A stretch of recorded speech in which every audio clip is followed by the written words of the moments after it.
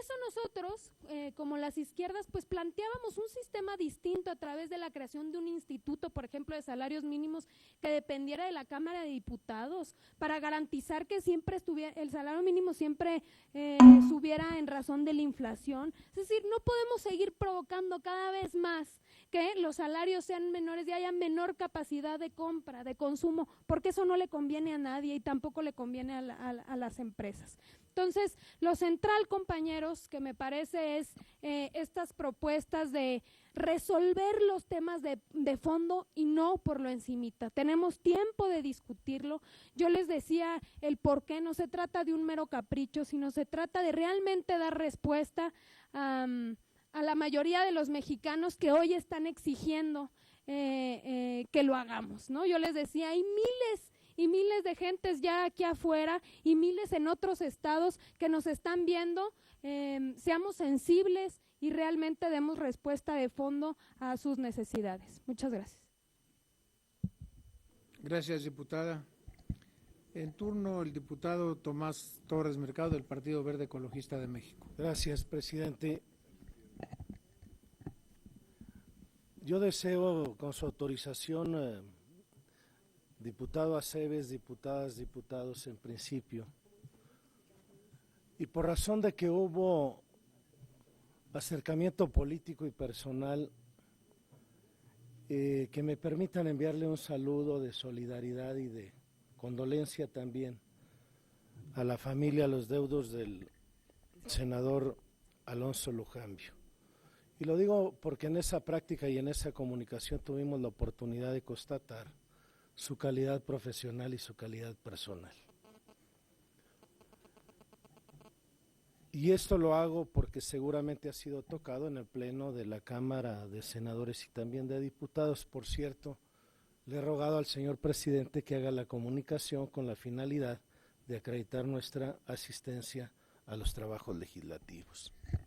Dicho lo anterior, queremos comentarles a nombre del grupo parlamentario de que en el análisis de un documento, cualquiera que sea la naturaleza, que contempla ya de alguna manera los avances del contenido de esta iniciativa preferente, no nos pronunciamos por el debate necesario. No solamente para ir contrastando las posiciones de los grupos parlamentarios, sino también para darle soporte y legitimidad. Estamos claro que nos hemos colocado en un procedimiento inédito.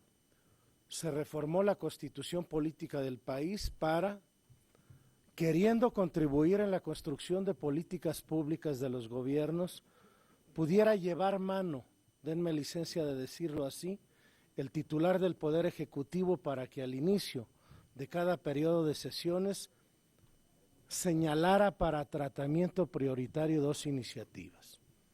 Están colocadas en el Senado la relacionada con contabilidad gubernamental, su tratamiento uniforme, unitario, transparente de los entes públicos que hacen uso de recursos de la nación, y ahora el tema laboral. Yo estoy de acuerdo, compartimos, decía en tono de broma, pero no debe ser así, de que me preocupaba mucho que fuéramos coincidiendo en algunos puntos particulares contenidos en el documento. Y estamos de acuerdo en principio, porque los dos grandes retos, en principio, es darle tranquilidad y paz a la comunidad mexicana. Que haya condiciones para que, en un marco más o menos armónico, la gente pueda realizar sus actividades.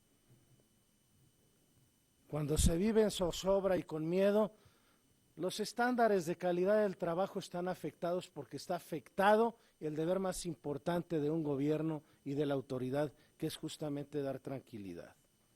Hay que ir, por supuesto, a la inversión productiva, a la generación del empleo, empleos permanentes y de calidad, remuneradores, lo compartimos.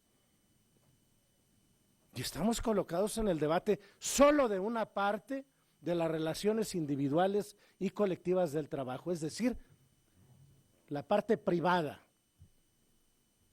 no se toca las relaciones de trabajo entre el sector público, entre la burocracia con el gobierno patrón, ¿eh? No, absolutamente. Y yo digo incluso que trae algunos contenidos, si no demagógicos, no con el cálculo correspondiente por parte del iniciante. Compartimos que la indemnización se incremente de 730 a 5,000 veces el salario mínimo. Nada más que el Ejecutivo debe decir dónde está la fuente de financiamiento para soportar el pago de la indemnización, si la prima en este momento está hecha calculada conforme 730 veces el salario mínimo. Es por mencionar un punto. Nosotros hemos hecho un ejercicio ya de contrastar el contenido del documento con nuestra propuesta alternativa de redacción, y que lo decimos, si no lo recoge, entonces será presentado por la vía de la reserva como reglamentariamente corresponde, lo cual es absolutamente legítimo y lo cual es perfectamente procedente. Propusimos, si no se recoge, que más allá del concepto del equilibrio de capital y trabajo como factores de la producción, se aluda también en el concepto de dignificación la reciprocidad solidaria trabajador-patrón, para que no nos quedemos en el terreno del conflicto de la posición del trabajador frente al capital. Decimos que tenemos que ser congruentes en el tema de la contratación. ¿Cómo es que pedimos respeto de derechos laborales en los Estados Unidos, reconociendo la calidad de la mayoría, la calidad migratoria de nuestra gente? Digo, esto sería casi inmoral no decirlo, hasta del estado por el que tengo mi origen, de Zacatecas, y que no se recoge en la propuesta que no se discrimine por razón de nacionalidad o de condición migratoria. Abrámosle las puertas a los jóvenes. ¿Cómo? Reconociendo la necesidad del otorgamiento de plazas laborales a los jóvenes. ¿Para qué sirve el Servicio Nacional de Empleo? Díganme. Si no es la fortaleza de grupos de operación política electoral. No hay condiciones para que reconozcamos que los jóvenes tienen posibilidad de incorporarse al mercado laboral si esa parte de asistencialismo la llevamos a un reconocimiento de incorporación formal con el pago de las cuotas. Y bueno, si me dejaran ir más para allá, la reforma contempla la supresión de la cláusula de exclusión. A lo mejor valdría la pena transitar en la de admisión. Traemos una serie de propuestas que habremos de llevarla conforme el reglamento y el acuerdo lo establecen. Estamos de acuerdo en la necesidad de obviar en los tiempos de administración de justicia. Y no estamos siendo generosos, ¿eh? Conforme las reglas contenidas en la Ley del Trabajo, si se suman los plazos y términos máximos, un asunto debería concluir en 60 días. Hoy tienen promedio de 35 a 50 meses. Las juntas federales con residencia en la capital de la República tienen en trámite 300,000 asuntos. ¿Saben cuánto significa este pasivo laboral contingente para la nación? Fácilmente 6 o 7 puntos del Producto Interno Bruto Nacional. Nosotros decimos que hay que sancionar a las partes litigantes que temerariamente, que dolosamente influyan en el retardamiento de la aplicación de la justicia. Y es posible evaluarlo, ¿eh? Y vamos a proponer, y creo que ya coincidimos, una adición al contenido del texto, de que si el dictado del laudo y su legal cumplimiento va más allá de 12 meses y es por causas imputables a la autoridad, el Estado es responsable subsidiario de los salarios caídos. Que lo pague, eso dice el 17, también lo dice mi partido político, pero lo digo que el 17 de la Constitución Federal. Yo quiero, estimado presidente, compañeras, compañeros, decía, reivindicando la necesidad del debate, cuidando la legalidad del procedimiento, estamos en condiciones de anticipar las reservas a cada uno de los artículos, del contenido del documento, que por razón del respeto a los tiempos, ahora no se los canto, mi querido presidente, para que lo registren los secretarios, se los entregaré por escrito con la venia suya. Gracias. Gracias, diputado. El diputado Martí Batres Guadarrama, del Partido de la Revolución Democrática. Muchas gracias, señor presidente. En relación con este documento de discusión, queremos señalar un primer posicionamiento al respecto. Con la presentación de este documento, se termina la farsa publicitaria de Felipe Calderón al presentar esta iniciativa como una iniciativa para la transparencia y la libertad sindical. Ya ni siquiera eso aparece en este documento de trabajo. Sale a la luz la verdadera cara de terror laboral que pretende la iniciativa de Calderón. En este documento de trabajo no se tomaron en cuenta las propuestas del PRD. Existe más bien una negociación de lo peor que cada quien pudo aportar entre el PRI y el PAN.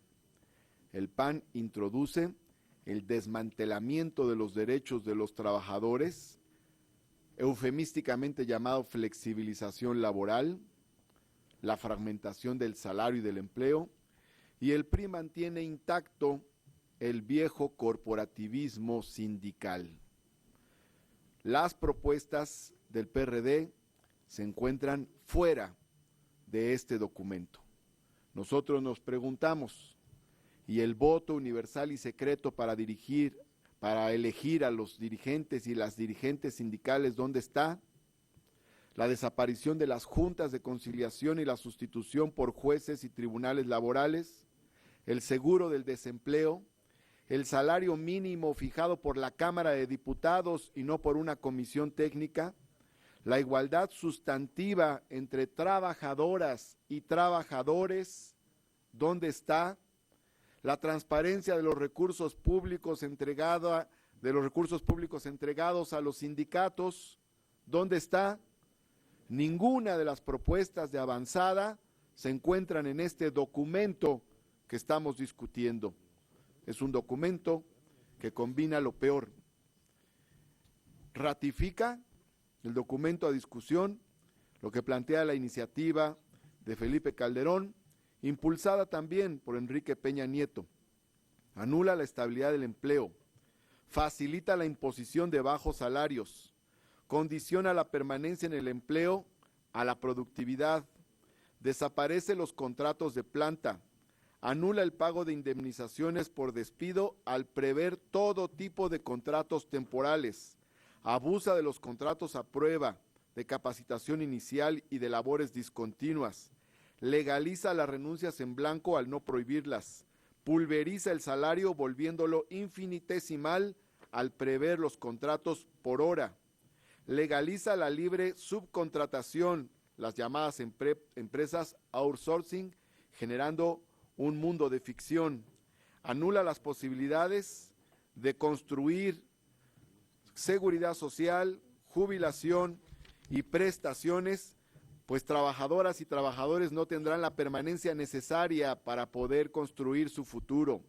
Acorta el pago de salarios caídos a 1 año, permite despidos arbitrarios, cancela todo tipo de protección a trabajadores domésticos, le da al patrón el poder de decidir si se ha comportado un trabajador de manera equivocada con clientes o proveedores, se legaliza el trabajo multiusos, retira la obligación del patrón de la entrega personal del aviso de despido por escrito. Permite a la autoridad determinar si se estalla una huelga o no. En definitiva, desaparece de la ley las tablas de enfermedades y riesgos de trabajo. Permite el aumento de accidentes de trabajo al condicionar y presionar el empleo a cambio de mayor productividad.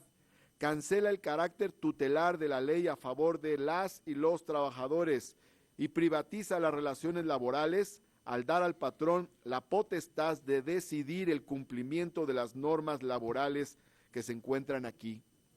La reforma que se propone es una contrarreforma, es una regresión a condiciones jurídicas previas al siglo XX y a la Revolución Mexicana. No es una reforma de futuro, no es modernizadora, no es democratizadora. Al plantear estas regresiones, se viola la Constitución Política de los Estados Unidos Mexicanos, que prevé que todas las mexicanas y mexicanos gozarán de los derechos humanos reconocidos en esta Constitución y en los tratados internacionales. Y las normas relativas, dice la Constitución ahora, a los derechos humanos se interpretarán favoreciendo en todo tiempo a las personas la protección más amplia.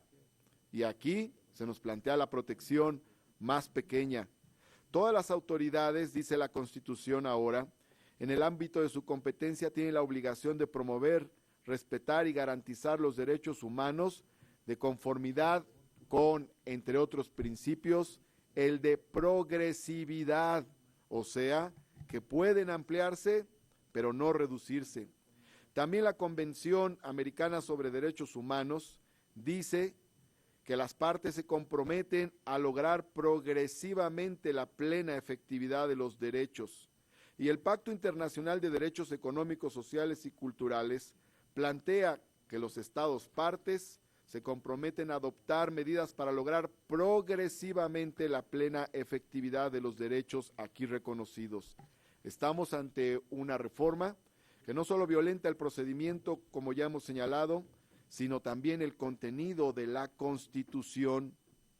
Esta regresión tiene que ver con la destrucción de un principio que el maestro Mario de la Cueva señalara, que tiene en su esencia la idea de que no se puede tratar como iguales a los desiguales. El surgimiento del derecho social, como diría Gustav Radruf, consiste precisamente en la idea de homologar a quienes son desiguales para habilitarlos jurídica y políticamente frente a quienes tienen el mayor poder económico y político. Se trata de otra idea de justicia, diría Arnaldo Córdoba, para tratar de manera desigual a quienes son desiguales. Toda la construcción ideológica, conceptual y jurídica que ha surgido después de la Revolución Mexicana y plasmada en la Constitución del 17 es demolida y hecha añicos con la iniciativa de Calderón. Nuestro orgullo de ser la primera constitución social del mundo termina hecha pedazos. Se plantea además aquí una concepción absurda, equivocada y que viene a dar a la legislación laboral. Se pretende hacer una reforma económica en la legislación laboral y se dice que hay que apoyar a las empresas y que por eso se propone esta reforma laboral. Es completamente absurdo que se diga ahora que se quiere apoyar a las empresas cuando quienes han destruido a la empresa mexicana son precisamente el PRI y el PAN, con las votaciones en las que han coincidido en un 97% desde el sexenio de Carlos Salinas de Gortari, desde el cual han aprobado todas las reformas estructurales a las que se les ha planteado para su votación, aprobación por el Ejecutivo Federal. Todas esas reformas han destruido a las empresas, no los trabajadores y las trabajadoras, no son los salarios, ni las prestaciones, ni la seguridad social del mundo laboral el que ha destruido a las empresas. Son quienes han destruido a las empresas los que derruyeron los aranceles, los que terminaron con las políticas de fomento, los que restringieron el crédito para la producción. Esas son las medidas que deberían aplicarse para defender a las empresas mexicanas, sobre todo en un marco internacional.